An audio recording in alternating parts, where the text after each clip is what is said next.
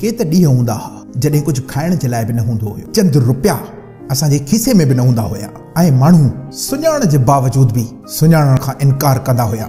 मगर अॼु खीसे में पैसा बि ॾाढा आहिनि, मगर पोइ बि पंहिंजो पाण खे वेही मयारूं ॾींदा रहंदा आहियूं त काश अञा बि पैसो अचे। इहो त कुझु बि न आहे जेको हिन वक़्तु हासिल आहे। दोस्त, अहिड़े तरीक़े सां तूं कॾहिं बि ख़ुशि नथो रही सघीं। अगरि तूं ईअं चाहींदे त न मां वटि कुझु न आहे, जेको आहे इन वटि आहे, मूं वटि त कुझु बि न आहे, हा अॻियां वधण जे लाइ स्ट्रगल लाज़मी आहे, मगर इन तसली सां गॾु त जेको आहे तमामु घणो आहे। हा, मां हाल मां तमामु घणो ख़ुशि आहियां। दोस्त, इंजॉय कर, ज़िंदगी खे इंजॉय कर, छो जो ज़िंदगी ख़ुदा जे तरफ़ खां हिकिड़ो अनमोल तोहफ़ो आहे जेको बार बार नाहे मिलंदो। इनखे भरपूर तरीक़े सां जी, इनखे भरपूर तरीक़े सां गुज़ारण जी कोशिशि कर, जेतिरो थी सघई इंजॉय कर दोस्त। ऐं कॾहिं तुंहिंजी तक़दीर मटिजी वञे काई ख़बर नाहे हूंदी, जेतिरो थी सघई पंहिंजी स्ट्रेंथ खे इम्प्रूव कर। ऐं कॾहिं तुंहिंजी तक़दीर मटिजी वञे इन जी काई ख़बर नाहे हूंदी, काई गारंटी नाहे हूंदी, कहिड़े बि वक़्तु तुंहिंजी ज़िंदगी मटिजी सघे थी, कहिड़े बि वक़्तु तुंहिंजी बाज़ी मटाए सघे थो।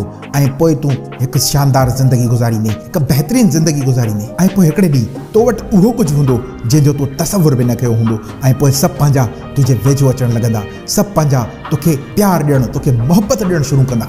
अगरि परेशानी जे आलम में ज़िंदगी गुज़ारींदे इहो सोचींदे त मूं वटि कुझु बि कोन्हे, त उहा तुंहिंजी स्ट्रॉन्ग सोच खे कमज़ोर करे छॾींदी, उहा तोखे अॻियां वधण न ॾींदी। इहा परेशानी हमेशह तोखे गिरेबान में जकड़जी वेंदी। ऐं जॾहिं इंसान जे दिमाग़ में स्ट्रेस भरिजी वेंदी आहे त उहो कॾहिं बि शानदार ज़िंदगी नाहे गुज़ारे सघंदो, कॾहिं बि उनखे उहा स्ट्रेस अॻियां वधण नाहे ॾींदी। दोस्तो, अगरि तव्हांखे अहिड़ियूं वीडियोस पसंदि आहिनि त हिन चैनल सैयद अली वकार ऑफिशियल यूट्यूब चैनल खे सब्सक्राइब कयो। हिन चैनल जी पूरी टीम तव्हांजी ज़िंदगी बदिलाइण लाइ हिकु नओं अज़म रखे थी। इंशाअल्लाह असांजो तव्हां सां वाइदो आहे, हीउ चैनल सब्सक्राइब कयो, हीउ चैनल तव्हांजी ज़िंदगी मटाईंदो। दोस्त, चवंदा आहिनि त ख़ुशी जहिड़ी काई खुराक नाहे, तोखे इन खुराक खे अपनाइणो पवंदो।